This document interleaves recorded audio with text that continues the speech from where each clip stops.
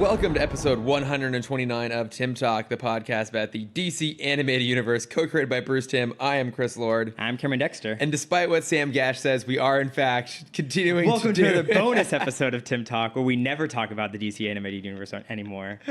We are actually back this week on our topic at hand. Zeta. And Young Justice. Probably next week, actually, on Young Justice. Mm-hmm. Hopefully we cut up by then. But no, actually, I mostly enjoyed these episodes of Zeta this week. They were fine. Yeah. It's improving. Mm-hmm. I get the impression that by the end of this season, we'll go like, oh, okay, this thing has finally figured out what it wants to be. And now it's gone. And then it'll be canceled. Yes. Like many shows, it takes some time. But before we get there, of course, we have news to discuss. We do. We got some trailers, little bits of news. Shall we talk about maybe the most prescient but least important piece of information first? Flash? Yeah, exactly. Yeah, yeah, while on the press tour for It director Andy Muschietti? Sure. Let's go with that one. Let's go with the last one. Andy Muschietti has reaffirmed that the Flash movie is happening to absolute silence. Yeah. No one cares anymore. No one cares. When did we get our first director? When did they first announce the Flash movie? 2014? I mean, would they have announced it? I guess they would have announced it before BVS came out, right? Yeah. So let's assume 2014. I'd say maybe the end of 2013 at the earliest. It's been 5 years this movie's been in quote-unquote pre-production. Although I have to say, I did watch It Chapter 1 recently. That's really, really good movie. Not that necessarily gives me hope per se for The Flash. I feel like it won't be the director's fault when that doesn't work well. Yeah. But hey, at least there's some talent behind it. So we got that little bit of news. We got a couple trailers this week. Mm-hmm. Did you watch the new trailer for Titan Season 2? I did. It got me less excited. What about it made you less excited? It felt a little more clunky, and it reminded me of what we'd already seen, where I feel like the first trailer we got, it felt like a new show almost. Yeah. And then seeing this one, I'm like, oh, right. This is still a clusterfuck. Okay, look, it does seem like a clusterfuck. After watching it, I had two thoughts. Like, one, this seems more like what I wanted the show to be in the first place. Mm-hmm. So that's kind of exciting. It looks like they're now maybe set up in their version of the Titans Tower, or like some version of it. And it seems like maybe some iteration of this team existed in the past. And Slade Wilson took them down the first time. So there's stuff in there I do want to see. But it also looks so painfully serious. Mm-hmm. It's just like the opening montage of shots. It's just like really terrible dialogue and just really forced drama that isn't landing. Well, I think that's why the other trailer looked so good, is there was no dialogue. Yeah, that's probably part of it. Yeah. Because a lot of this cast is not fantastic. They're fine. They're doing their best. Mm-hmm. Oh, we also haven't seen Jericho yet in any trailers. He did show up in this trailer. Oh, did he? Okay. Yeah, very, very briefly. Mm-hmm. Yeah. So, I mean, it looks like there's going to be a lot. I hope your theory is wrong that this whole season takes place inside. That was only one of my mind. theories. I think my other one is probably more accurate, where it's like Triton is just on Earth. Trigon is just on Earth now. Yeah. And he's like, Raven, I'll give you 2 years to cultivate your power a little more, then you're mine. Yeah. It's probably something along those lines. But I mean, I don't know.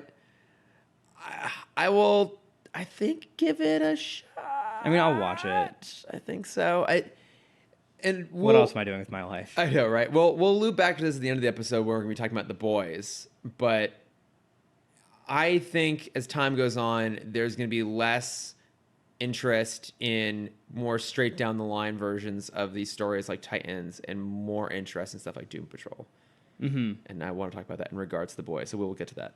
But actually, kind of along those lines of weird versions of things, we did get also the final trailer for The Joker. We did. And first reactions out of the Venice Film Festival. Let's start with the trailer. What did you think of the new trailer? It looks great. I mean, I don't really have anything new to say that I haven't already. The movie looks. I'm excited for this. You are? I didn't realize you were excited for this. I thought we were in the same boat. Are you not excited? I mean, No. maybe it's just from the reactions now. I mean, hold on, let me rephrase that. The reactions that we've been getting now make me cautiously optimistic. Okay. Because I feel like these are the same reactions we got. Like, the one where it's like, Joker had a 7-minute standing ovation at the Venice Film Festival. I'm like, I think BVS had a very similar headline come out when that movie was released. Yeah. Also, what are people doing for 7 minutes? Yeah. What's the longest you've ever given someone a standing ovation? When Tom Holland came out last week, that was like a good minute. It comes back around. Yeah. But no, I mean, there was a great... People's hands get tired. Like, are they doing it in waves? Yeah. It's like, okay, this section of theater, you have this 45-second chunk, 15-second pause. Yeah. Next group. Yeah, it's Tabata style.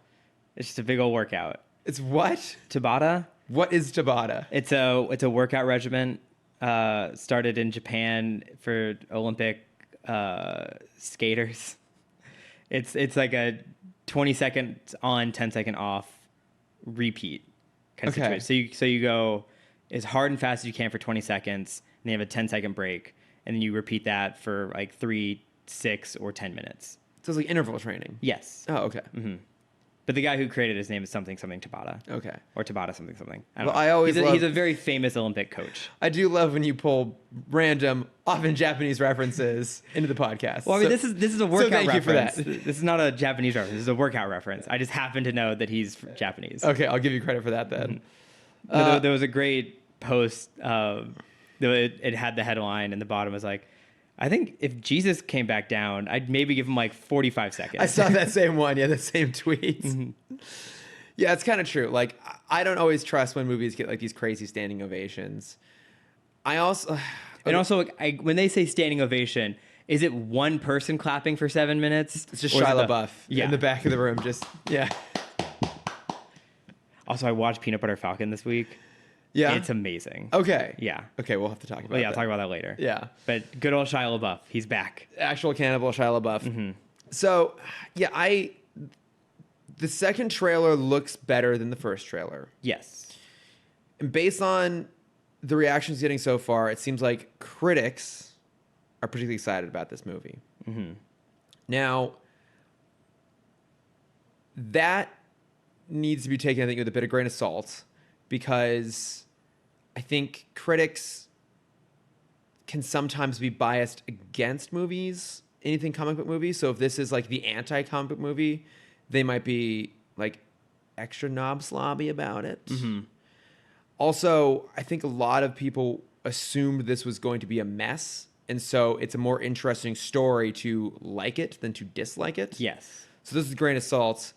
The additional grain of salt on top of that is, like, despite everything, I am very biased against this movie. Despite the fact the trailer looks good, despite the positive reactions, I'm still not really keen on this movie. And I'm having to try and, like... It's almost like you've been hurt by something like this before. Something like this before. Well, I'm trying to adjust my mindset going in so it's a bit more open-minded. Mm-hmm. And I've been trying to figure out what it is about it that makes me very hesitant. And I think ultimately what it comes down to is the same problem I had with Logan, which was... This might be objectively a really good movie, but if you give us, or even a great film, if you give us a great version, a great film based on a sort of Elseworlds almost take on this character, when you haven't yet done a great version of the character on their own, like a kind of more original version of them, mm-hmm. you lose something for me a little bit, right? It's like, part of the reason I like that first 20 minutes of Dark Phoenix, like, oh, this is the bit of X-Men I've always wanted to see, even though, like, the other X-Men movies had been where good. they are the heroes. Yeah, it's like, it's the idea of they haven't yet given me the version I want to see. So that then really comes on to me. That's like me being like the angry DC fanboy. I'm the problem. I'm the angry DC fanboy. It's like, this isn't my Joker. But it's not. And it'll be interesting to see how this movie is received, how well it does, what terrible decisions Warner Brothers decides to make off the back of this. Because I'm... Put him in the cowl.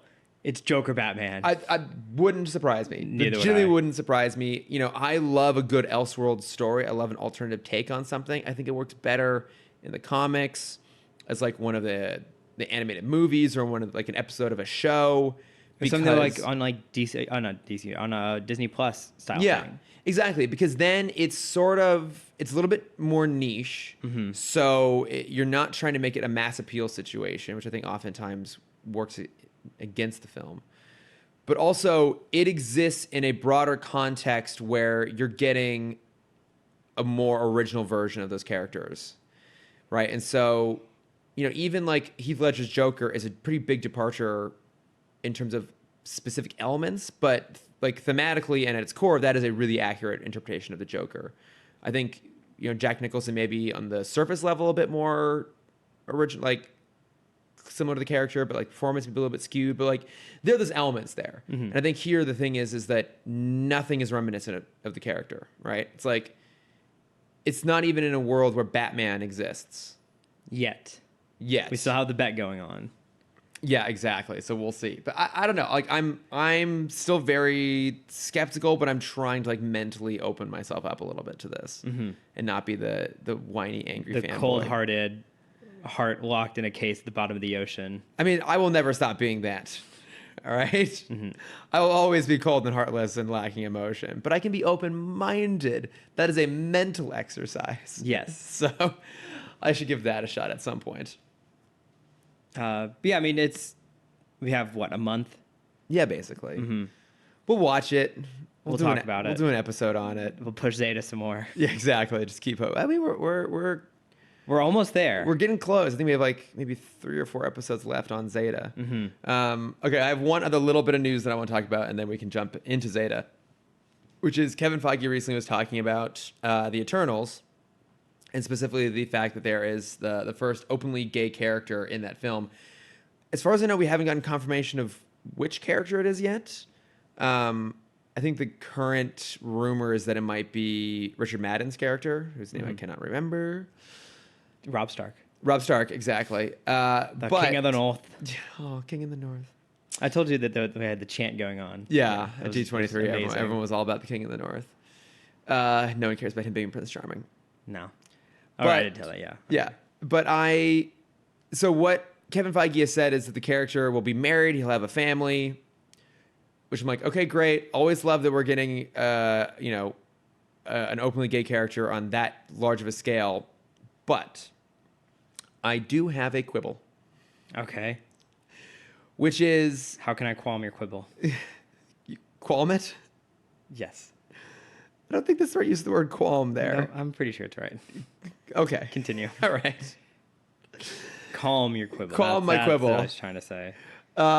Icarus is Richard Madden's character. Thank you. My concern, or my issue is, this is always how they introduce gay characters. Like, they basically will introduce a gay character in the guise of a hetero relationship with a same-sex partnership. So we're going to introduce this character as a committed, monogamous, family-oriented gay male character, which obviously that exists in the world, and I'm not slighting that. Not in West Hollywood. Not really much in West Hollywood, though. But I mean, there's big baby steps. It's baby steps. And look, and baby steps are great, and I will always appreciate that. But it also is presenting it in a very familiar context.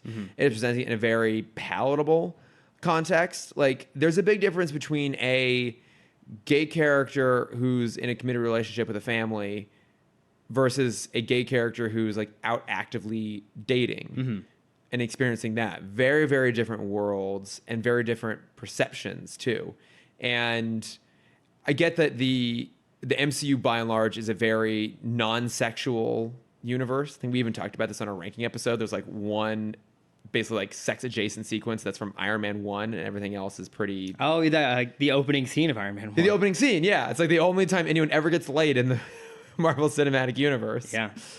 So I get where they're going with this, but for me, I would have liked it to be a bit more ambitious in its scale.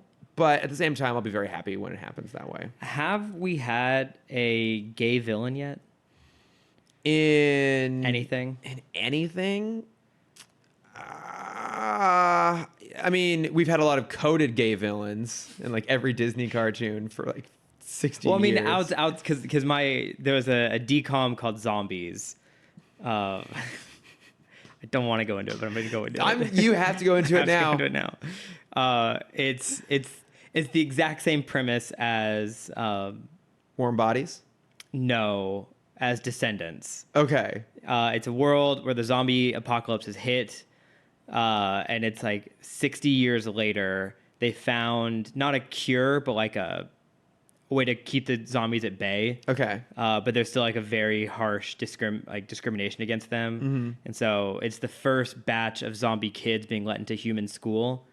And like the main character's like, I want to play human football and not zombie football. It's like, no, you can't because you're a zombie. The main villain in that is a very flamboyant male cheerleader. And I love it. Like he's like the coolest one of the school is the male cheerleader. I'm like, that's the dream world I want to be in. Okay, but is the character coded and implied heavily to be gay, or is it ever actually acknowledged that he's gay? It's never acknowledged. Okay. But those moves. Because that again, I haven't seen it. Because that actually is kind of a critical distinction. Yeah. Right? It's like, if it is heavily implied the character is gay and they're villainized, that's not always necessarily good. Mm-hmm. It's like you have to have the positive representation before you can have the negative representation. Yeah. But if you can't even acknowledge that it is negative representation, it's still not necessarily great. Also, that movie sounds really, really bizarre. It's so bad, as most decoms are. I mean, it so funny. It sounds like a very clunky allegory for like the unification of like mixed race schools. Oh, it 100% is. Oh, because there's even the point of like zombies can't, because when they lose control, they're stronger than humans. And they talk about like the athleticism of zombies. Like this is 100% a racial movie. When was this made? Like 3 years ago. And does it seem like it is a? We're getting a sequel next year. Is it a? How do I phrase this? Is it a effective commentary on that part of our history and maybe reflections on its sad reemergence in some places in contemporary society? Or is it a really, really ham-fisted like illusion? Oh, really ham-fisted. Okay, good. Yeah. Great. Yeah, mm-hmm. I was worried that it might have been actually progressive and helpful in its own way. No, not at all. It's a musical. Touche. Okay, fucking decoms. I don't know. So you can watch it on Disney Plus starting November 12th. That's true. We absolutely can. So I don't know. I feel like I've just been spending like the last 20 minutes basically criticizing movies for trying to do good things and me deciding I don't want it that way. I want to stay the same. Stop trying to change me, entertainment. Hollywood. Yeah. I mean, I could go to therapy and work through why I have these sort of feelings. No, that's why we have a podcast. Exactly. I would rather force my opinions and work through these sort of things on my own. Yeah. And make other people listen to me while I do it. But shall we move along? I mean, you're basically like 3 steps from Alex Jones. Well, funny enough, we have a sponsor this week, and it's a very specific kind of diet pill. Yes. You would also find them on Alex Jones' site and also on the famed site Goop. Yes. If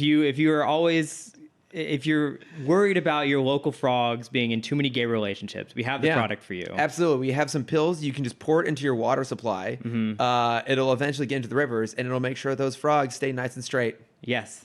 Yep. Can't have any gay frogs around here. Not around here. Not around these parts. All right. Should we continue? Do you think there are frogs in West Hollywood? I don't know if there's no water. Yeah. There's no water, so there wouldn't be. Because if there were, they'd be gay. Yeah. All right. Let's go ahead and talk Zeta. Like I was saying, I thought these were actually pretty decent, all things considered. I thought the first one we're going to talk about is Rescue Mission. Yes. Resume Mission. Yes. This is another one where I continue to expect the exact same storyline to come out. They still don't do the storyline. Which storyline? Which is a human-robot connection. Oh, okay. Because I was expecting, so the premise is an 11-year-old boy who is very reminiscent of Kid Genius. Yes. Somehow is given the memory chip of IU-7. His dad works for a machine shop. Mm-hmm, a chop shop. No, not a chop shop. I mean, like a mechanic. He's a mechanic. Yeah. Like a few blocks away from the hospital. So I guess somehow he's able to get old tech supplies that the hospital's getting rid of for free. Basically donating, he gives them to his son to work on. Mm-hmm. And amongst those supplies are the remnants of IU-7 from when he was destroyed in the super MRI machine at the hospital. Yes. End of last season. So the kid puts it in his computer. IU-7 kind of uses that to rebuild himself, and then the fight continues between him and Zeta. And so the story I was expecting was IU-7 to be protective of the kid, and the stuff he's doing is a way to like defend, because he still thinks Zeta is the villain. Yeah. And so he now has a new motive of not destroy Zeta, but save the kid from Zeta. Oh, okay. Interesting. So then you have, again, that episode we've been wanting for a while. Basically, which is the Iron Giant. Yes. You want the Iron Giant in Zeta form. Yes, exactly. And we still have not gotten it. No, because the kid plugs in the chip and it restarts, and then IU-7 basically uploads himself to the net, as they love to call it, and just starts Amazon priming all of his own parts from the NSA. Yes, which is great. And the dad is I love how nonchalant he is. Is this the new worst parent in the DCAU? I would say it's the best parent. The best parent? Yeah. Hey, look how supportive he is of his kids' dreams. I mean, he's supportive of the kid's dreams, but he also is expecting his kid to just get massive shipments. Doesn't even make a comment like, oh, looks like you got a new box from the NSA here. No, he said, you have your second package of the morning out here. He says, what are you building? He's like, oh, just a new model. It doesn't even say like, oh, do we need to talk? He's like, nope. I think so. The dad's like, so he tried. Okay, I mean, I guess. Honestly, for trying, that's an award. That's a contender for best parent. That's true. At least he's tried. Yeah. The bar has been set so low by every other parent in this universe. Just asking, is everything okay, is like the peak of parentage in the DC universe. It's actually really sadly true. Mm-hmm. Okay, so we now have the world's best parent in all of the DCAU. Yes, we have found the best parent of the DCAU. The dad. No, we can't, because Jonathan Kent. Oh, Jonathan and Martha are pretty damn good parents. Yeah, they're definitely peak parents. Okay, wait. So outside of Jonathan and Martha and Jason Foley's dad, I don't know if the dad has a name, Papa Foley. Mm-hmm. Outside Mr. Foley. Oh, right. Wait, who's Mr. Foley? I don't know. I couldn't place the name, but I know in Danny Phantom there was a Tucker Foley. Oh, there we go. Mm-hmm. Is that what you're thinking of? I guess maybe that's it. Okay. Was there ever like a disciplinarian at the school who would like yell, Mr. Foley? Mr. Fenton. But they also yell that for... Every now and then, yeah. Okay, that's probably what we're thinking of. Mm-hmm. Because the teacher in Danny Phantom is the best because his expletives, where he would curse, he would just yell out famous literary texts. Oh, I vaguely recall this. Wait, what was the teacher's name? Because he... Wait a minute, hang on. I don't remember his name, but I remember there was an episode where a bunch of ghosts are possessing random bits of junk at the Fenton house. Mm-hmm. And they... Oh, that's... Technus. Yeah, they sell it. Like they put all up for like donation or whatever. I am Technus. For like a yard sale, and the teacher buys a razor, electric razor, and Danny's like, "Why? You're bald." He's like, "No reason." And we realize so he can shave his back hair. Mr. Lancer. I think that's who we're thinking of. I think we're just thinking of Mr. Lancer yelling Mr. Foley. Yeah. Okay, wait. Outside of Mom, Pa, Kent, and Mr. Foley, is there another good parent anywhere? Gulliver's Travels. Oh my god! Oh wait, no. Virgil's dad is a pretty good parent. Mm-hmm. I was gonna say both of his parents. Oh yeah, sorry. Yeah, Virgil's dad is pretty good. Terry's mom isn't the worst. No, she's pretty good. She's a little oblivious, but she means well. Mm-hmm. Obviously, Richie's dad's terrible. Oh, he's a contender for worse. Yeah, because like he's actually designed to be worse rather than just like coincidentally worse. Yeah. Or just by happenstance. I mean, can we have Shaq as a parent? Because he's kind of his Virgil's second dad. That's absolutely true. With how often he pops up. Also, apparently he's in one episode. I think you have invented this in your head that he's in many episodes. No, he's definitely in multiple episodes. I think he's in maybe 2 at the max. I'm pretty sure it's 1 per season. No, it's definitely not that. It's nowhere near even close. I've had multiple people tell me this. Like, Cameron's going to be really upset when we get to Static Shock and he realizes it's only like 1 or 2 Shaq episodes. In your mind, he's like a supporting character. He's the sidekick, isn't he? He's like that background character that pops up often enough, but is never like included in the main credits. Yeah. No, he's not quite that often. But okay. So IU7 rebuilds himself in this kind of like haphazard, clunky, exposed metal welded sort of version, and he goes back after Zeta. This episode did have one joke in it that I really loved. It's when IU7 is rebuilding himself. He's ordered a new plasma cannon, right? Mm-hmm. And because he has become like fully functioning and is basically holding the kid hostage, and there's like a police presence outside, and there's a cordon. Is that right? Is the word cordon? It's cordoned off, right? Isn't that a... Sure. Yeah, that sounds right. Yeah. There's like a barricade outside. The Amazon Prime delivery man cannot get in there. And so then the kid gets a message basically like, your delivery shipment of a plasma cannon could not be delivered, being rerouted. And I actually thought that was pretty funny. This sort of like nonchalant thing, like this plasma cannon is getting shipped and it's not even going to show up there.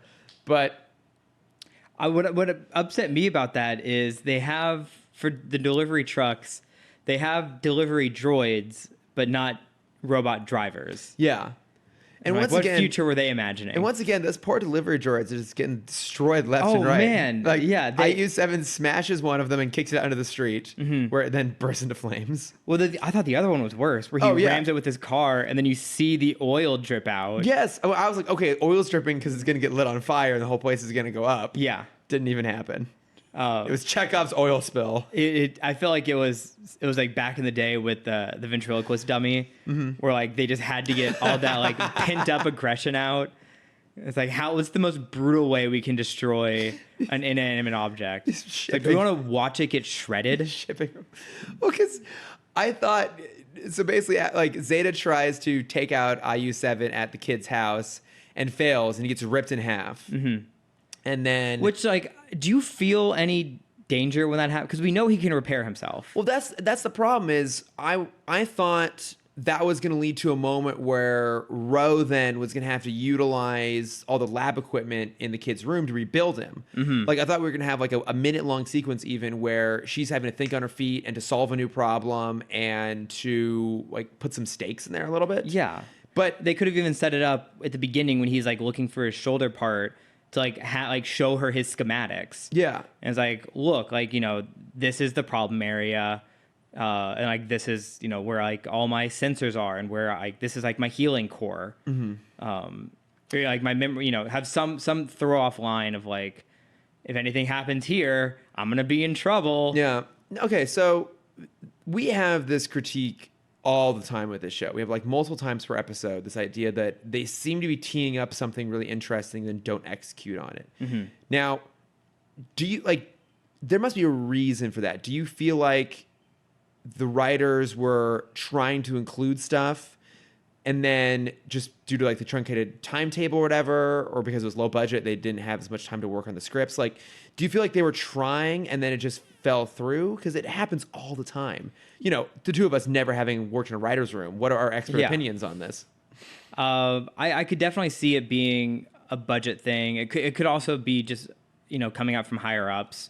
This is the transition phase of animation where the writers are getting less power and the showrunners, the producers are getting more influence over animation. Mm-hmm. It's like that could be the change, where the writers do want to incorporate all these storylines, but the producers are like, well, that might not hit for kids as well. Like, they don't want to see, because this is a younger skewing show. Like, it's young kids. And I don't think they want to see their protagonist down for very long.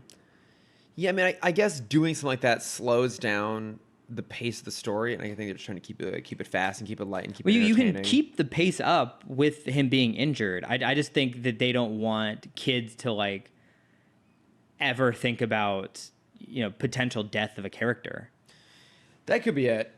Yeah. Except every other robot that gets destroyed. It's like all the robots get destroyed. It might even just be like from an animation perspective. Like, I could totally see them writing in the version where the lab is there, so Ro's got to drag him into the other room and repair him, and then they get to it in like this is going to take too long and cost too much money to animate, just have him repair himself. Yeah, because also when you get into that, you have to bring in a prop designer. That's true, yeah. And so that's just a whole nother person that has to be part of the setup. And they're expensive. I mean, they've gone to aeronautical school to learn how to make really effective props. Yes. So I hate you. Thank you.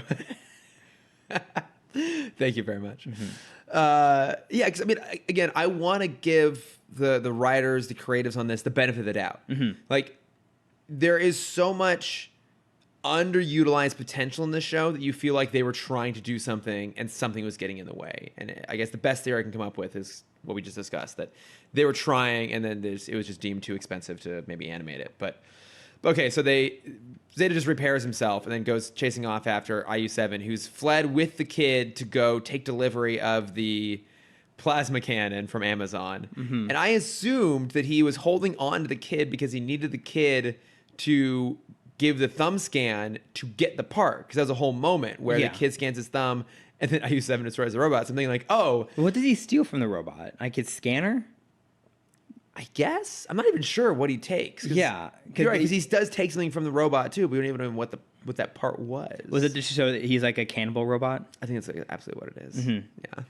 He's got a Leatherface situation going on. Yeah, he's the Hannibal Lecter of the Zeta universe. Exactly. He's going to have that plasma cannon with some fava beans. Yeah. IU Lecter. Exactly. Yeah, so I assumed that he was holding on to the kid because he needed the kid to help him take delivery, but then he just literally runs the robot over with his car. Yeah. He thought about it. Doesn't even need it all. I will say. Do you think this was around this time? So this episode came out 2002-ish. Yeah. So this is when like Capricas, whatever was the word, CAPTCHAs. Oh, CAPTCHAs. Yeah. Are just starting. Yeah. And so maybe this is like the writers giving their subtle stance on CAPTCHAs of like he has to keep the kid because they need human verification. He needs proof that he's a human. Yeah. You can't have robots ordering robot parts. That's crazy. He has to pick how many squares in the photo have a stop sign in it. The problem being there's one like photo where it's like just the corner of it. And like, does that count? I don't think it counts. Does it count? I don't know. Like how much of a percentage of the photo has to have the stop sign in it for it to count or not? I don't know. What are the things I'm a robot? So I actually watched a weirdly interesting video about CAPTCHAs this week. Nothing you just said surprises me. But they were talking about why they had to change the CAPTCHA system over the past couple years. And basically Google bought the AI system they were using initially as a learning system for when they were scanning in old books. Because they obviously weren't retyping them word for word. Yeah. But if it's like a book that's more of a scripty font, they would use the CAPTCHAs to estimate what each letter is. So they could have more accuracy when scanning in older books. Oh, okay. I'm like, that's kind of cool. That is kind of cool, But it makes it really shitty for us. It does. Also, CAPTCHAs were terrible. Yeah. Because like sometimes you couldn't tell, is it an uppercase or a lowercase? But it's also case sensitive. So there was also that verification style. When it was the 2-word style, that was a reCAPTCHA. So that's phase 2. Okay. I hate that this is what stuck. I love this is what's filtered through. Yeah, so they specifically made it where it was always one word a computer could read and then one word a computer couldn't read. Okay. And that's why one was always impossible to read. And that was, again, to feed the Google AI. Oh, okay. So once it got to the point where computers could read both words, that's when they knew they had to update again. Okay. And that's when we got to the really shitty photo system. Yeah. I feel like now it's basically just click a button. Yeah, so now they haven't actually said what the requirements are, but it's based off of like mouse movement, reading cookies on the page, and like how long the click is, like when you're pressing the button down. Oh, okay, I can see that. Yeah, Mm-hmm. It's like if the cursor were to go straight from wherever it is, like directly to it, that would probably indicate that. Yeah, it throws up some red flags. Yeah, but if it's a human, then it's going to have some flow to it, some slight variations. Yeah, some imperfections. Exactly, as us humans are. Yes, wildly imperfect. Mm-hmm. Yeah, that's my TED Talk on CAPTCHAs. Thank you, I appreciate that. Yeah, it was TED Talk time with Cameron. Mm-hmm. Cameron's Corner. Cameron's Corner.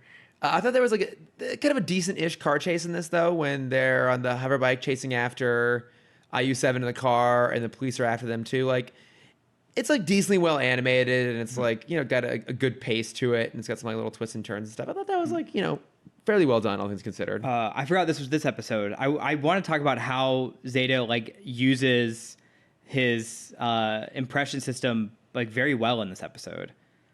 He's actually a really effective infiltration robot this time. Yeah, so they have to find a way, because the police have already surrounded the house by the time they get there. And so they've set up their James Corden. They said they're James Corden. He's in the middle of the street just doing his Broadway thing, really getting in the way. Exactly. He's still in his cat's costume. Yeah. It's very confusing. Mm-hmm. It's just the suit with all the balls on it. Yes. But for some reason he drew on whiskers and has a tail. Yeah. But also, despite wearing the cat's costume, he's doing his part from Into the Woods. Yes. So we're really just thrown. Mm-hmm. And he's forced Emily Blunt to be there with him. Yeah. I mean, it's really just an audition tape to host the Tonys one more time. That's true, yeah. So Zeta first impersonates kind of the sergeant in charge, or whatever. The site captain. And he goes up to one of the soldiers, one of the officers, like, hey, you guys take the left flank, because that's where he's going to be. So they all run that way. Well, he says specifically, hey, go, we're going to send in a video expert to send our guys off to the west flank so that he's distracted. Yeah. And so then he takes the image of the officer he just took or talked to and went to the other side. I'm like, that's clever. Yeah. Yeah, to make sure you're not going to get caught. Exactly, yeah. So he like knew the right people to impersonate in the right time. He impersonates a video expert and goes inside, carrying Ro in his back like a backpack. Like, that is a moment where I'm like, oh, he's actually being good at what he's supposed to be good at doing. We will see that not carry through into the next episode at all. But I mean, like, again, they have moments of cleverness.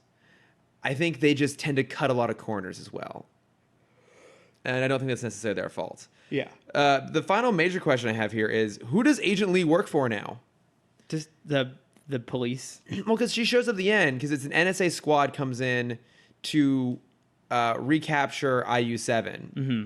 So because they at least answered what was going to be a criticism of mine. Because initially, it seemed like it was just the normal police were there. And I was thinking, did the NSA not notice that a whole bunch of parts for one of their missing infiltration units is getting shipped to a house? Yeah.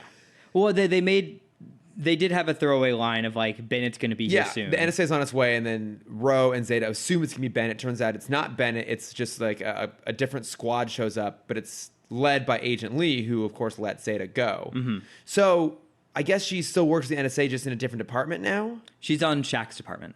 Oh, good. Okay. Yeah. Yeah. For those who don't know, Shaq's going to be in the next 5 episodes. Yeah, that's what we were thinking of. He's not in a lot of Static Shock episodes, but he's the head of the NSA. The whole latter half of the Zeta episodes, playing himself in the future, but that man has not aged. No. Still looks great. Still moves great. Still moves, yeah. I mean, you thought his knees would be shot after all those years in sports, but man, he's good. He takes very good care of himself. I was very unimpressed by the final fight scene. Yeah. Mainly because we have kind of the 2 indestructible robots. It's like, how do you fight 2? I mean, you know, they can make Superman and Darkseid interesting, so why can't they make this interesting? Because you're not invested in these characters. That's very true. Like, you're just not. That's all what it comes down to, is you don't really care about IU-7. I'm like, and there was no, because in the last fight we had the Chekhov's magnet. Yes. And so we kind of like, we knew what it was building up to.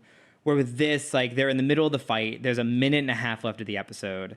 Like, well, how are they? Like, we have no reason to believe that Zeta has gotten any stronger or smarter, because there's been no character development ever in the show. So how is he going to take him out? And then it's the last second. He's like, oh, his brain is exposed. Pull it out of his chest. Yeah. Again, I think... Which we as the audience don't ever see, because it's always just black. Yeah. Again, I think they were riding towards a bigger moment and then just had to take a shortcut. You know what it should have been? An army of delivery drones coming up. Yes. Like, revenge our brothers. We need your thumbprint. They go on strike. Yeah. No, they do the honeybee tactic, where they all just surround him and use friction to just melt him. Wait, I'm sorry, what? That's actually what bees do. If a wasp tries to get into a beehive, bees will basically surround it and then shake their bodies next to each other at such speed that it will melt the wasp inside them. How fucking metal is that? Like, they don't just sting him? No. That's crazy. Isn't that awesome? It's so bizarre. Mm-hmm. It's no wonder we're trying to get rid of all the bees. They're dangerous. They're dangerous. I know. They could friction the shit out of us sometime. Yeah. Think of the... Never mind. Is that a good or terrible way to die? Oh, terrible. Because that's not a fast death. No, that's a very slow death. Mm-hmm. But it's also a really absurd death. It is. Like, oh, how did he die? Like, was it a car accident? Was it cancer? It's like, oh no, he was attacked by a swarm of bees, and they just like rubbed up against him until he melted. Yeah, they rubbed up against him until he died. He got rubbed out by a bunch of bees. Yeah. I'm saying this here now. Don't put that in my obituary. I am okay dying in this manner. Yes. What was but you have to tell everyone that's how I died. What was it that Carrie Fisher demanded was put in her obituary? It's like, I died because I suffocated from my bra in space. Sure. Do you not remember that story? Like, you're now making me look this up. Okay, here we go. Found it. Mm-hmm. From Variety. Carrie Fisher had just one request for her obituary. As she put it, in wishful drinking, I want it reported that I drowned in moonlight, strangled by my own bra. Yeah. The anecdote is, George comes up to me the first day of filming, he takes one look at the dress and says, you can't wear a bra under that dress. So I say, okay, I'll buy it. Why? And he says, because there's no underwear in space. Exactly. What happens is you go to space and you become weightless. So far, so good, right? But then your body expands, but your bra doesn't. So you could get strangled by your own bra. Now, I think this would make for a fantastic obit. So I tell my younger friends, and no matter how I go, I want reported that I drowned in moonlight, strangled by my own bra. Yeah, I wasn't making it up. What a fucking legend. I miss her so much. Oh my God. The world really is just a little bit less fantastic with her absence. Mm-hmm. Ugh, God damn it. All right. And on that sad note, should we move on to the next episode of Zeta? Hunt in the Hub. Hunt in the Hub. This is potentially my nightmare.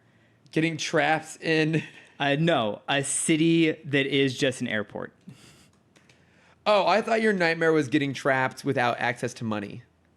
Oh, yeah. I mean, that's kind of scary too. But has that ever happened to you? Kind of. I lost my credit card when I was in Europe. Okay. When I was in 7th grade. And I had no money, but I was still with a bunch of, I was in a group. Can I clarify something in that story? Was it a credit card or a debit card? Debit card. Okay. Mm-hmm. I was about to say, what 7th grader has access to a debit card? Your debit card. Okay. Yes. Because but you had like other people around you who were able to like spot you. Yeah. And okay. I was too scared to call my mom because I was afraid she was going to yell at me to tell her that I lost it. And just because it would have taken 2 days for a new one to get to me. Yeah. And I still had like 10 days left of this trip. So what did you do? Did you just have your friends spot you money for the whole rest of the trip? Yep. And then what happened? Did you then go home and be like, hey, I lost my debit card, but it's been missing for like a week and a half? No, I didn't tell her for like months. That's worse. Yeah. Because then someone could be using the debit card. I threw it away to McDonald's. I knew exactly what happened to it. Yeah. You want to say something? Everything you say is just more you than the last statement. I can't. That's why I love you, Cameron. Yep. Okay, so in case you guys hadn't been able to tell yet, the whole point of this episode is they're trapped inside a city-sized transportation hub without access to money. But do you think the writers just saw the terminal and was like, yep, we want to write that? Yeah, exactly. Actually, wait, when did the terminal come out? 2003. This came out first? Yeah. The terminal copied this. The terminal, based off the real-life story of the guy, Steven copied Spielberg, this episode. Watch this episode of Zeta. Mm-hmm. Can confirm. Yeah, it came on after a rerun of Animaniacs, and he's like, well, let's see what this is. This is garbage. Wow, a man stuck in an airport. Yeah. How fascinating. But what if this robot were played by Tom Hanks? What if? Yes. And what if Ro were played by Catherine Zeta-Jones? Yeah. Okay.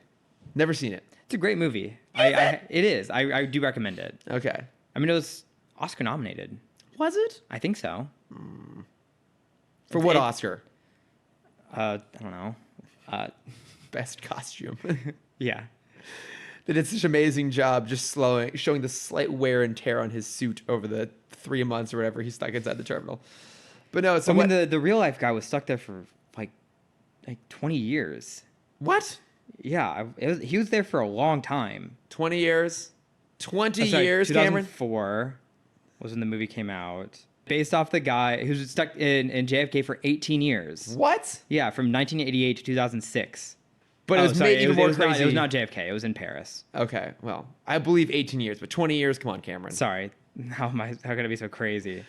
But no, so to get back to the plot of this episode, loosely based on the real life story upon which this film Terminal is based. Yes. They go to track down this guy, Dr. Boyle, who worked with Dr. Zelig to build Zeta, but he was the kind of like the environmental systems expert. So he was the guy who knew how to design Zeta and the other infiltration robots so that they could handle crazy inclement weather. A fact that never comes up again. Yeah. But so they track this guy down to the hub because he never pops up with the net, but he happens to be changing planes in the hub. Zeta goes to introduce himself, and when he goes to shake his hand, Dr. Boyle puts on a microchip onto Zeta's hand that is molecularly bonded that deactivates Zeta's infinite credit card. Yes. What a plot point. I mean, it's kind of silly, but at the same time, I like they're acknowledging how reliant Zeta is on that ability. Mm-hmm. Like, it actually is a huge element of him being able to do what he does. Yeah. Who would have guessed money can get you whatever you want? Yeah. I mean, they could obviously just go, like, retire somewhere and live, like, an amazing life. Because no one's really hunting them anymore. Well, their only lead is when Zeta signs onto the web. Yeah. Or the net. So they could just go, like, chill anywhere on some else. island for the rest of their lives. They could continue to not hunt people, and the NSA will just let him go. They don't actively hunt him. They reactively hunt him. Yeah. But also at the same time, what is stopping Zeta from just turning into... like, yes, I do understand that there is a problem once they leave, but why can't he just impersonate like one of the weirdly dressed stewardesses? Nothing. Yeah. And just get on a plane and get out of there. And also at the beginning, their big thing is Dr. Boyle is like, you're trapped here forever. There's nothing you can do to ever escape this place until you get money. But then they're like, oh, security's here to kick you out, but we don't want to be kicked out. Like, wasn't the whole point of they're trapped? Yeah. It is a little bit weird because And can she not just get a job? It's a whole city. That's true. I was really hoping that she would have to get a job. I thought initially that those uniforms, I mean, they're obviously inspired by Hot Dog on a Stick, but I thought it was actual employees from just like a local Hot Dog on a Stick inside this transportation city. Yeah. It's the main sponsor of the hub. The Hot Dog on a Stick? Yeah. But like, what is the future version of Hot Dog on a Stick? Like, so it would be the same gimmick, but the stick would be just like it would just be like a hover thing. I feel like it's hovering hot dog. The hovering hot dog. I was gonna say maybe it's like sausage links on a lightsaber sort of thing. Oh, they're cooked internally? Yeah, exactly. Like you just grab like a little kind of appetizer knife, and like you push a button, a little laser comes out and like spears the hot dog, and then it cooks on the inside. You walk around just like sabers and skewers. Ooh, okay, I like it. I like it. Well, it has to be like a future food, but something beyond Soylent, because Soylent's always just the go-to. Soylent on a stick. There we go. Yeah. And that's what it ultimately comes down to. Mm-hmm. Yeah, they're just like, it's solid Soylent on a stick. Yes. Enjoy. Just a giant cube. Yeah. On a tiny little stick. I'd eat it. But so Boyle puts his chip on Zeta, It deactivates his ability to use the infinite credit card. And Boyle's like, here, try out this arcade machine to see if I'm telling the truth. He tries it. And then the system is designed so that if you don't have money on whatever card you try to use, it notifies security, who has a really, really militant stance on vagrancy. Yeah. And then all of a sudden, every security guard in the entire building is rushing to go track down the vagrants inside the hub. Could you imagine if this was like Grand Central Station, where they're like, oh, someone without money in Grand Central Station, let's throw them in jail. Yeah, I mean, I think that more or less might happen already. I think it does. To be perfectly honest, if we're being really blunt about this. Okay, also, I will say this too. This episode aired in April of 2002. So we are now living in the post 9/11 world. Mm-hmm. I have a hard time believing they didn't at least think about the fact that inside of a major transportation hub, all of security is worried about a homeless person. Yeah. I feel like this was written after 9/11. Maybe things should be slightly different. We no longer have that excuse of it's pre 9/11. This is why their transportation system is so loose. Yeah. Well, I mean, they did have security to get like through, like from the hub area to their plane. Yeah. But also at the same time, we saw multiple instances of like, oh, we can just sneak onto like different aspects. Yeah. Hold on. He was in like the exhaust terminal. Couldn't they have just gotten on a jet through there? Yeah. Just fly off. Yeah. Just singing, I'm leaving on a jet plane. Mm-hmm. Don't know when I'll be back again. Is that a song? Yes. What song? Leaving on a jet plane. I've never heard that song. Have you seen Armageddon? No. You've never seen Armageddon? No, I saw the other one. Deep Impact? No, the other one. What other one? I don't know. I haven't seen either of them. There were two, not three. What's the other one? I don't know. I was hoping you had another one prepared. No, because there's a whole scene with Ben Affleck and Liv Tyler where they're having a picnic and her shirt's undone, but she's still wearing her bra, so they're not hooking up, but she's just, I don't know, it's weird. Mm-hmm. There's animal crackers. It's 90s hooking up. Exactly. Yeah. It's Ben Affleck's getting to 1.5 bases. Yeah, it's over the bra second base. Exactly. Okay, but so they're trapped in the thing. And yeah, so the security is super militant about getting rid of vagrants, but also this totally works against what Boyle needs them to do, which is sneak around the place and steal a bunch of stuff. Yeah. But now they're trying to do that while security is hunting them everywhere they go. Yes. Which they should already be doing because they're wanted criminals already. Of course, yes. But they have to steal a bunch of stuff to help Boyle build some sort of space probe. Yes. And over the course of them trying to get all these different things, the NSA shows up. So in this time now, it's Agent West and Agent Rush, who has replaced Agent Lee and is much, much better at being aggressive and hunting down Zeta. And so much meaner to West. So much meaner to West. But they show up by coincidence. And what I was impressed by, West does one thing right. Crashes a car in the middle of an airport. Before that, though, he accurately spots Ro and Zeta, even though that's true. They were in disguise. Both were in disguise. So let's give him some credit. Before that, but not transformed in disguise, just wearing different clothes. Yes. Zeta was still in his typical human form. Yeah, but like wearing like a mustache and a security uniform. Yeah. But I mean, he tried, and then he crashed like a go-kart into a bridge, and the whole thing. Do you thing think collapsed. it was like an actual like clip-on mustache and just forgot that he could grow one himself? Absolutely, it was. Yeah.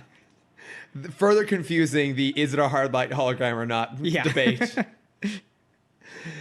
Because things can just pass through it, but he can also stick on a fake mustache. Mm-hmm. But I also did love in this episode that finally someone points out the fact that Zeta is really terrible at being an infiltration robot. Yeah, the guy that built him. Yes. So really, it's his fault. No, it is, because like he is the guy. Boyle's even like, you should be able to do this. This is what you're designed to do. Yeah. He's still not very good at it. So I don't know. I kind of like that. I mean, I don't know.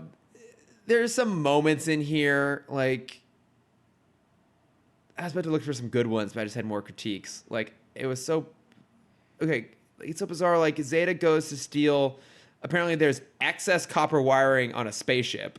Mm-hmm. One. Just in case you need it. There's not. Yeah. There's just, and it's not dangling down by the thrusters where it can get melted. But Zeta's able to go, like, that's the thing. So it's supposed to be so, like, heat resistant that it can survive, like, being near the jet fuselage. But at the same time, which Zeta cannot be near. Yeah, because it's so hot that he would melt. But Zeta can just like cut it with his laser, and like just take a little sample and like re-weld it together. But then we realize like, oh, Zeta's actually in the wrong tube, and the thing lights up, and we think like, oh, he's got to find some sort of clever way to escape. He just escapes. He just jumps. He just jumps and like is hit by a bunch of flames, but closes the door and it's fine. Again, the potential for like a real moment, and they just shortcut it. And then they trick Boyle into getting exposed by Zeta putting on a Boyle hologram. Yeah. But Boyle basically says like, you're under my control forever because I'm not the one being hunted. You're the one being hunted, and I'm your only means of escape, which is not true, but whatever. Yeah, exactly. So then it's like, all right, well then let's implicate you in the crime as well, and then he gets arrested. Yes, and then they get away. Because they ride first class and the NSA agents don't. I loved that joke because it was so like posh and wonderful. Yeah. Because they're on the flight and they just got out of their disguise. And Zeta's like, oh, the NSA, they're on this flight. We need to get off as soon as possible. And Ro's like, no, there's something I've learned about them chasing us for so long. And then the camera kind of pans out and they close the door to first class. And it's like, government agents fly coach. And I'm like, is that supposed to be like an insult? It's. I was wondering who that was targeted at. Yeah. Who are they making fun of here? Because no animator flies first class. I can tell you that now. No. Most writers probably don't fly first class. Also, a children's cartoon telling a bunch of children, don't ever become a government employee. Yeah. They'll force you to fly coach while criminals fly first class. Yes. For free. Yes. Off stolen money. See, this is the sort of lessons they replaced in season 2. We don't have any more of the little, like, it's a light bulb. Instead, it's, here's the belief future you can look forward to. Yeah, it's a continuation of money gets you whatever you want. Yes. Which is the most valuable lesson a kid should learn. Exactly. So no matter how you need to get it, just get it. That and life gets worse. Yeah, always. Yes. Well, that being said, I have a theory I'm going to peak at 40. Okay. But then after 40, it's all downhill. You don't think you've peaked? Fuck you. You're the second person that has said that to me. And now that's in my head. Oh, cute. You don't think you peaked? Wait, Cameron, when was my peak? I don't know. I think it's more like a hump. Oh, no. I'm on the downward side. No, you still got some good years left. We still have like 2 years until we even get to Justice League. That's true. I'll have been put down by then. I've got those feeble bones. Wait. Papa, is that you? I've explained to you that I'm like genetically like a golden retriever. Have I ever explained to you this theory? Mm-mm. So the thing with golden retrievers is that they're like so inbred at this point that a lot of Goldens will get illnesses, around like 7-8 years old. We've had that happen with some of our dogs over the years too. It's like they're prone to all kinds of diseases because they're often inbred. And not that I am actually inbred, but let's be honest, there's a lack of genetic diversity in my life. I have blonde hair and blue eyes. Mm-hmm. Those are some very potent recessive genes that take very specific circumstances to have happen.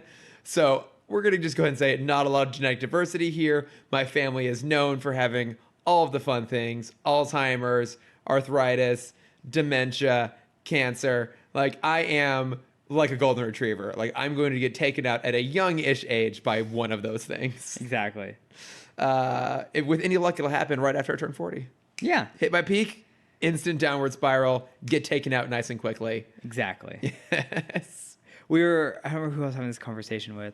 I was talking to someone about, like, if you want to become a Black Widow, how... To clarify, a Black Widow being a person who marries, kills their spouse, takes their money, and then repeats. Yes. So, in other words, like a Madeline Kahn from Clue. Although I realize now that is the wrong reference to use for you. Yes. I don't. Who was I talking to? I was talking to someone about this. It's like what's like the golden age to find someone to marry in a way to steal their money? Like age for you as the Black Widow, or age for them as them as the victim? Not in the sense of age, because we were joking about like, oh, we're just gonna like do laps around a hospital, but it's not their age; it's their expected time left. Like, what's that golden, like the golden hour? Like, how much time? I said 14 months. Wait, so you were actually talking about finding someone who is like knocking on death's door, yes, not someone who's of a more virile age. No, if I were to be a Black Widow, yes. Okay, so you were trying to find some like very old woman who is just lonely and has a bunch of money, and be with her for approximately 18 months. Yeah, so I was trying to figure out what's that time, because like you can't go. I think under 6 months is too fast. Yeah, because they don't have time to trust you and develop that relationship. But also anything over like 2.5 years is too much time, because then you're emotionally connected at that point. I do want to point out that this makes you specifically the Lex Luthor that's in Superman Returns. Yes. Who marries a Gertrude or whatever, waits for her to die, and then takes her entire fortune. Yeah, exactly. To then try and build a continent. Yeah. What else are you going to do with all that money? No. Disney's already buying all the islands. That's absolutely true. Yeah, you're not going to retire. There's nowhere to retire to. Exactly. Land. Yeah. Not making any more of it. People always need it. Exactly. Genius Lex Luthor. So yeah, 14 months I think is the golden time. 14 months. Okay. All right. So if I ever see you get married, I should know that I should just not bother getting invested in that relationship, because it's going to be done in 14 months. Yeah. That person's going to be dead. Do you have any notes from friends? I was going to say, I think we're good on Zeta at this point, considering how little we talked about that episode. Not much to say anyway. So let's go ahead and do some notes from friends here. Not a lot really. Oftentimes when we do these like one-off episodes, we don't have as many notes from friends.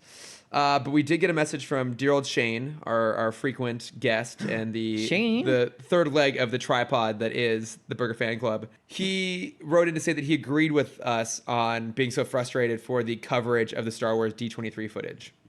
Yeah, and like I didn't realize the trailer was going to come out the next day. Yeah. But still, like, they didn't know that either. Well, no, that's exactly it. I mean, it's still a matter of being, like, irresponsible journalism. Now, look, let's acknowledge it's ridiculous for me to be claiming irresponsible journalism about reporting pieces of footage on a movie that will come out in a short period of time off of a specific clip that came out a day later. In the world that we live in terms of, like, bad news coverage, this is not even, like, a footnote on that broader conversation. Mm-hmm. But we're gonna have it. But anyways. I mean, we're in a world where clickbait titles are how you get views, and so when you even just from that perspective, saying "Hey, Rey's evil," come check out the trailer. That's not a clickbait headline. Yeah, that's exactly it. Like, it doesn't actually serve your purpose. No one's gonna click on that link, being like, "Oh my God, tell me more. Tell me more." Like, does she have a car? They're gonna look at that and go, "Why would I click on this? You've already told me." Carfax. Yeah, exactly. I've already got the Carfax on it. Like, I already know what happens. Like, Geek Tyrant got me to click because they mentioned, like, oh, like the shocking moment in the footage. I'm like, well, the footage is coming out eventually, probably anyways. And if it's publicly released, then whatever, that's fine. I'll look at it. That got me to click. But if it's just, here's the thing you didn't want to know in the headline, no one is going to fucking click on it. Mm-hmm. So from both perspectives, it's bad journalism. IO9. Even to the point where, like, it doesn't take a lot of work. If you could have kept the look. So a lot of people were taking, like, the screen cap and sharing that around. I don't think they should even be doing that. I think if they want to do something like that, cover the face. Because I mean, it doesn't really show her body. It's a waist up shot. No, I think even then, like, you don't. No, if you are trying to have that moment be a reveal within your article, don't have any sort of tease on it on the front page. Actually write something that makes someone want to click. If you're going to be a clickbait journalist, at least be good at being a clickbait journalist. Yes. That's all we had, was just that one thing. But as we were doing before we took our brief hiatus, I'm reading off some of the kind reviews that we've been getting. Oh, yay. Up on iTunes, because apparently that is helpful if we get reviews. So if you don't mind going and reviewing us and writing a nice little note, apparently it'll help put us higher up in the standings, which apparently we need, because when I went to go try and find these reviews, when I went to iTunes and I typed in Timm Talk, we didn't show up in like the initial thread. That's impressive. When I then went, like, is the name of the fucking podcast. When I then went to go look at all podcasts related to the Timm Talk, we still didn't show up. And iTunes' suggestion at the bottom was, if you're not seeing what you're looking for, try being less specific with your search parameters. Did you just do Timm Talk or Timm Talk Pod? I did Timm Talk, but I went to iTunes where we're listed as Timm Talk. Oh, I didn't realize that. Yeah. That's impressive. I know. So, guys, please go write us some nice reviews. We apparently really desperately need it. Okay. But this is from Timm STWR, Timm Stewart. Yeah. Yeah. What? Isn't that what Tony's name was in Endgame? What? When he got mail at the end of Endgame, or maybe in Tony Stank. That's what it was. Okay. That was Civil War. Was that Civil War? Yes, it was Civil War. Shit, that was so long ago. Oh my God, I can't even with you. But this is from Timm Stewart, not from Tony Stank, from October of 2018. And it says, "This podcast is the best!" Exclamation mark, exclamation mark, exclamation mark, exclamation mark. Thank you for all of those. Thanks, Timm. I seriously wish they came out daily. Well, Timm, thank you for wishing they did. We're not gonna. That's never gonna happen. You are lucky we get them out weekly, to be perfectly honest. It is a strain. But regardless, thank you, Timm, for the nice review, and thank you for listening. All right. So, Cameron, what do you have in terms of bat plugs? We want to talk about The Boys, right? Yes. Yeah. So, I finally finished The Boys. I quite liked it. It's really good. It is really good. No, I mean, it's fun. It's got some good music thrown in there, good performances. Mm-hmm. I don't love that it has a cliffhanger ending. Yeah. I mean, I know that's is the comic thing. run done? I think so. Okay. I think so. But I think the comic's actually quite a bit different than the show, from what I've heard. Yeah, this feels very, very topical. Yeah. Very topical. But I think never really in a clunky way, though. Like, they definitely go after the news. They go after religion.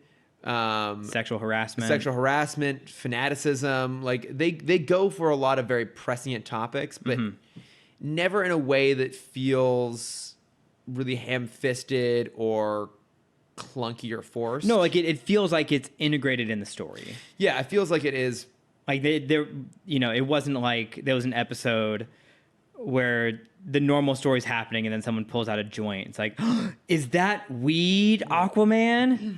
It's like, yeah, man, it helps me get through the day. It's like, but I heard it's so bad for you. It's like, nah, man. Come on, just try a puff. It's good for you. And then it's like the dramatic music and the zoom in and out on the joint. This is clearly the animated PSA that inspired the casting of Jason Momoa as Aquaman. Yes. But no, like, I quite liked it. But so the question I had for you, though, was, and I made reference to this at the top of the show, this is very much undercutting the concept of superheroes, right? It's a subversion, it's a commentary, right? Mm-hmm. It's self-aware, it's meta, it's a nod to all of this. It is not a really sincere take on superheroes. So I'm curious, from your perspective, how much longer do you think that more sincere take is going to be? Like, I think Marvel is kind of the only one really still doing it. Well, because everyone else tried and failed at it. Yeah, like, I mean, like, even DC is already kind of like thrown in the hat on that, and they're going for like weird different versions. I mean, Aquaman's a pretty sincere take on a superhero. Shazam. And so yeah, Shazam is very sincere. Kind of, like, even Shazam, like, has its own element of like meta commentary on modern day heroics and stuff like that, and fandom. Whereas a lot of that really isn't part of the MCU. Like, for the most part, the MCU is still doing like modern commentary on things, but it's never meta about heroes. It evolves and goes different directions, but it's never a commentary on itself in the same way that like The Boys is a superhero show that's a commentary on superhero shows. Well, I think weirdly enough, thinking about it now, a lot. Well, I mean, one, it connects to like Marvel. Everyone gets their powers through happenstance, where DC, most people are kind of just born with it. Yeah, maybe she's born with it. Yeah, maybe it's Maybelline. Thank you. Mm-hmm. But also the way they set up the MCU, they all got their powers kind of connected to the government. So like Tony was an arms dealer, Bruce worked, he less connected, but Bruce was with well, I mean, yeah, he he had a relationship with General Ross. That's his name, yeah. He had a connection with the military. Obviously, the serum him is inspired by Steve's serum. Mm-hmm. Hawkeye comes out of the government. Black as Widow. Black Widow. Falcon, Winter Soldier. Even Scarlet Witch was a government. That's true. Project. Yeah. So a lot of them come from the government. It's kind of everyone except Thor. Yeah. I mean, does anyone here not earn their living one way or the other from the government? Mm-hmm. That's also another Clue reference. Oh, is it? It is, yes. Great. In Clue, they all have some sort of connection to the government in some capacity. Yeah. Good to know. Yeah. Mm-hmm. Basically, what this means to us is that Clue was the proto-Avengers. It was. Yeah. Absolutely. Who killed Thanos? I don't know. I would watch that. Or I would even play that game. Someone give me an MCU Clue. Yeah, where everyone is a different Avenger. Yeah. And you find Thanos dead on the... You can rotate the villains. It could be Thanos, Ultron, or Loki. Right. And then if it's Loki, you find out he's not actually dead. Who killed Walton Goggins' character from Ant-Man and the Wasp? Sonny Beach. Is that his name? That's maybe... No. It wasn't actually... I don't think he died, though. Sonny Birch? Sonny... I don't know. I'm not going to rewatch Was his name movie. actually Sonny Beach? We'll go with that. Okay. Mm-hmm. But no, okay. You're right. Like in the MCU, they all have kind of a central organization that they're more or less splintered off of, whereas DC is kind of all over the place. Mm-hmm. No, I feel like it's going to be a sense of like the altered hero's journey or hero's story is just going to be a subgenre. So we're still going to have the overall genre of heroes because the hero's journey story is never going to die. No, it's the template of everything. Yeah. And so I think we will just see the subgenre will just be the subversion of the hero's journey. Okay, but so no. So your question is, do I think this is going to kill the other? No, it's not so much as going to kill. I mean, kind of. But you look at like this Umbrella Academy. Those are both stories that are kind of embracing their superheroics to a degree, but also subverting them. Yeah, I mean, Watchmen was the original, and there's a fair argument to be made that Watchmen the movie just came out too soon. Yes. Right. Like imagine that's where we're getting the TV series. Exactly. Yeah. So, but imagine like Watchmen the movie, like as it exists, like in a really sincere form, coming out now, I think would land better than it did when it. Oh, absolutely. Back in the day. But I guess my question is, we're now getting these stories where like the best versions of superheroes we're seeing are ones that are also subversions of superheroes. Like the Umbrella Academy is basically the version of X-Men that we've always kind of wanted to see, but acknowledges that if the X-Men were real, they'd be super fucked up, given the circumstances. But it's a great show. And it also has genuine, really good heroics in it. So I'm just wondering how much longer, it's not necessarily a question of when the bubble is going to burst, but how much longer are we still going to be able to do the really earnest, sincere versions of these stories? And is anyone really outside of Marvel going to be capable of doing it? I think so. I think it's just going to be a wave. Okay. Where kind of at the point of because also think of where our influences are. The people who are writing, directing, and making the movies and TV shows now are the people that grew up on the 80s style. Yeah. Late or mid 80s to early 90s, where everyone was just gritty and mean and kind of quote unquote real. Yeah. So I think, as years go by, we're going to go back up to that. Because we're at the point where, that's kind of what's popular, is the over-realism of the superhero. And so I think we will get to a point where we do need that idol again. Yeah. Where we are going to get to the point of, like, heroes being this untouchable stance of moral, our untouchable moral compass. Yeah. Because alongside of this being, like a real version of Heroes, I see this as like, the golden age of Hollywood, where the actors of back in the day were so idolized that they could do whatever they wanted. And there's stories that are coming out now of like, oh yeah, these guys were fucking assholes, and people would be in bars at night and make fights and attack people, and then they would have a cleanup guy that would come in, they'd pay off everyone in the bar, they'd drive them off before the press got there, they'd pay off the press to make it so, Humphrey Bogart's story of how he punched a guy in the face at a bar never got out. Is that an actual story? No, I just picking people Humphrey together. Bogart was a gentleman, sir. I know, I'm sorry for even yeah and insinuating such a thing. How dare you? Who was the head of MGM back in the day? Louis Mayer? Yeah, Louis B. Mayer. There's hundreds of stories about him, and I just had his name the other day, and I already forgot it. His head bodyguard. Oh, yeah, I don't remember the name. The one who supposedly killed the original Superman. Oh, George Reeve? Yeah. Yeah, I can't remember the guy's name. But like, this is kind of what, to some degree, the movie Hail Caesar was all about. Yeah, exactly. Yeah.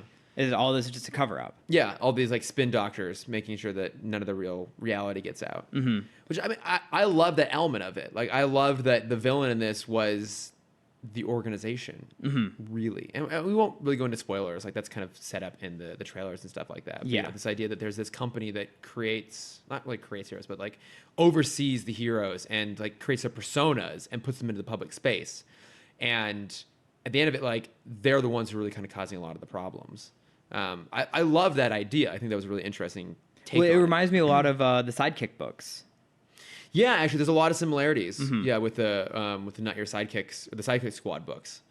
Yeah, I mean, I don't know. I feel like now it'd be really hard to do a movie in the vein of like the original Superman films. Like, those were just like really earnest, sincere, inspirational stories of heroism. And I feel like now, as a society, we're a lot more cynical, and it's harder to do those sort of takes. And I think Marvel's the last one that still knows how to toe that line well, where, like, Cap is still that kind of paragon of virtue, but he's also flawed, and it even acknowledges that his moral code is outdated. And as a result, that has consequences, that has negative consequences. Like, so I mean, I guess in a sense, there is this sort of like slightly meta take on it, but it's a little bit more thematic meta rather than like structural and plot-wise meta. Yeah. So. Yeah, I'm trying to think if we could ever get like a genuine Superman story again. I don't know. I mean, I obviously still want to see it. I love Superman as a character, but, I mean, even we were talking about Young Justice right when he arrived, because I'm catching up on it, and like even that asks a lot of questions about heroism, but especially this season, it's playing a lot with the idea of like, how far can you go as a hero while still being a hero? If your objective is to fight the bad guys, at what point do you start to adopt their own methods? And and that's a big, especially in these last couple episodes, that's a huge topic. Well, and I mean, that's kind of the point of The Dark Knight, right? Is that that's exactly what happens in that story. It's, what is the cost of heroism in a lot of ways. So I don't know. I mean, I really like The Boys. I'm excited for a second season. Same.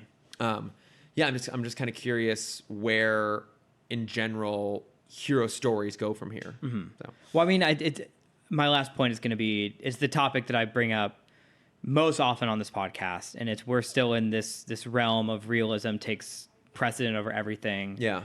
We need to get to the point where, what's the opposite of realism? It's not, God, we should have that video essay. Yeah, I know. Whatever the word is. Yeah. It's not surrealism. No. It's formalism? Yes, formalism. We're still in the realism bubble. I hope it pops soon. I'm so bored of it. Not even pops, but I just want formalism to sneak its way back in. Outside of just kind of like indie films. I think it will. I think you can even look at specifically The Boys as an example of that. So the story they're telling is very grounded in realism, but even just the fact they have the heroes in really big, flash, over the top costumes, is reflective of that. Yeah. You know, they are more formalist costumes. They're big, and some of them are like big and bright and a little bit garish.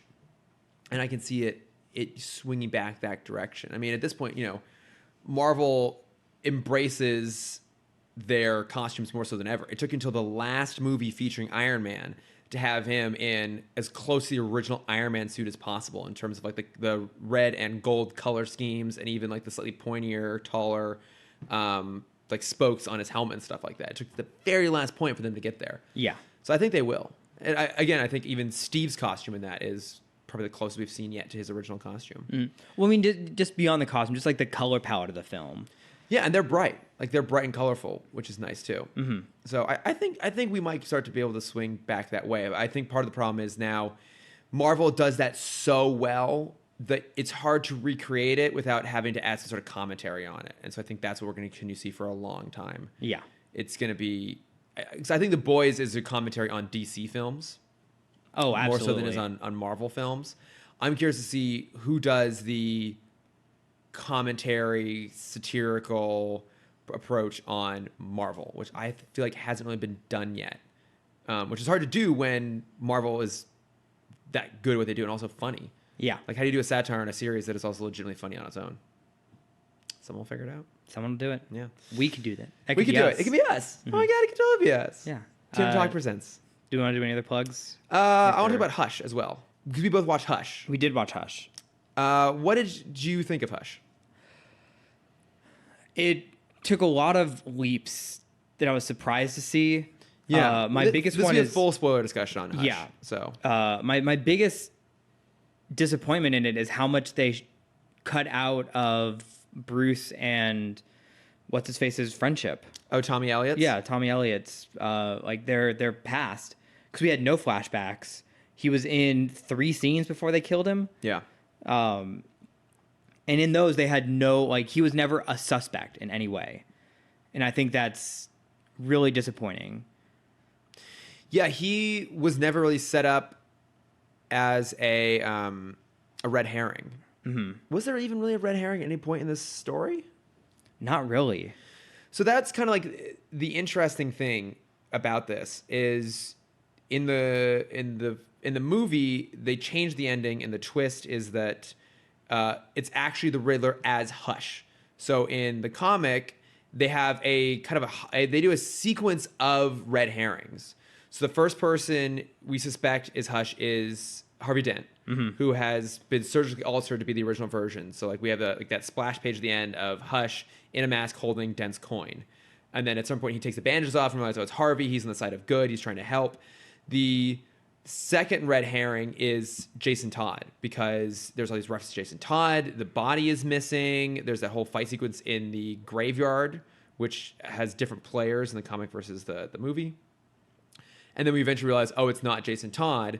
So then the reveal is that it's actually Thomas Elliot. Mm-hmm. But even then we never see his face. So even Bruce is like not 100% certain, even though Tommy says things that only Tommy would know. And then the final reveal as the mastermind of all of this was actually the Riddler. So like, it's a very layered progression. Yeah. And it's this long, drawn-out mystery that not only are we constantly surprised, but Batman is constantly surprised. This part of what makes it so good is that the world's greatest detective can't figure this out. Yeah. And I feel like they got rid of a lot of that to focus on the relationship between Bruce and Selina. Yeah. Which that definitely took forefront of the story. That's really what this became. Like they basically decided to take that as the key element, which I can understand. Hush is a complicated story. You have to simplify an adaptation. But you know, we forgot to talk about what? Bruce Timm's sultry books. Let's do that next week. Yeah. Okay. Oh, that's gonna be a whole bonus episode. A whole thing. So I get why they would focus in on that aspect of it, because that's kind of the most grounded, is the most emotional, it's the most personal, I suppose. So that's really kind of focused on and expanded. And there are parts of it I liked. I didn't necessarily love like the montage of them going around and like fighting crime together. That felt a little bit cheesy. Yeah. But I will say, by the time that I realized that they had really drastically shifted away from the comic rather than just simplifying it, that's when I came back on board again. Yeah, because they kind of scrapped all the Jason Todd stuff. Yeah, which... but still kept the Lazarus Pit subplot. Exactly, yeah. They still kept the part about the Riddler using a Lazarus pit. And I liked they went a slightly different direction with it. I think part of my problem was I liked they changed it, actually. Because then it's something different. It wasn't just a regurgitation. It was its own thing. Again, I think part of my problem was going into it at the same issue coming out of it, which was it just felt a little bit flat. Yeah, which has been our critique on every DC film in the past 10 years. Well, specifically the ones set in this continuity. This world. And again, I'm not trying to be judgmental on the voice performances because obviously all these actors are like really putting in the effort, but they just feel a little bit hollow in comparison to, you know, Young Justice, to The Brave and the Bold, to the DCAU. The one exception to me for that was Jennifer Morrison did Catwoman. Okay. So she was one of the other doctors in House. She played Kirk's mom in the Star Trek reboot. She was one of the main people in Once Upon a Time, the TV show. Her performance is fine, but I really believed her in that final sequence when she breaks up with Bruce. Okay. That specific aspect of the performance really landed for me because I was a little worried how they were going to deal with that, because the whole point in the comic was that Bruce still didn't trust her. You know, that she says hush and he thinks that she was part of the conspiracy or not. And she realized like, oh, you will always have this edge to you. And they changed it a little bit in this, which is her being like, oh, you will always adhere to your code no matter what. Yeah, because she lets Riddler die. Yeah. And she realized like you will stick to your code even if it means I die. Mm-hmm. And I really believed that, and I believed her performance really in that moment. And that actually felt like a more justified reason for that relationship to end than even the comic did. Mm-hmm. So I thought that part of it was pretty solid. Yeah. But overall, it was just okay. Yeah, it was a little bit flat. But I will give them credit for doing something different rather than just sticking to the thing we already knew was going to happen. So I think it's worth watching. Would you say?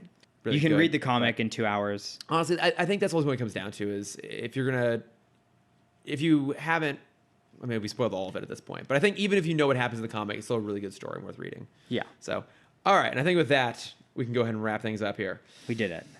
So Cameron, where can we find you? What's happening on your social media? What should people be looking out for? I don't know. I have maybe drawings I'm going to post up soon on at Cameron.Dexter. That archived page of art. And if you want to see my face and my Disney adventures and Halloween stuff coming up soon. Oh, it's true. You can find that at CamDexter_adventures. Boom, boom, boom. Boom, boom, boom. Where can they find you, Chris? What are you doing on your social medias? Little to nothing. Yeah. Very little to nothing. But if you want to see some old Lego photos, I suppose, you can find me at Lordifer on Twitter and Instagram. And you can, of course, find the podcast at Timm Talk Pod on Facebook, Twitter, Instagram, and Gmail. That's us. Please, if you guys would be so gracious, go write us a nice review on iTunes. Leave us a little note. We'll read it on the air. Mm-hmm. And yeah, I think that's it. Thanks for listening, everyone. Thanks, everybody. Bye. See you next week.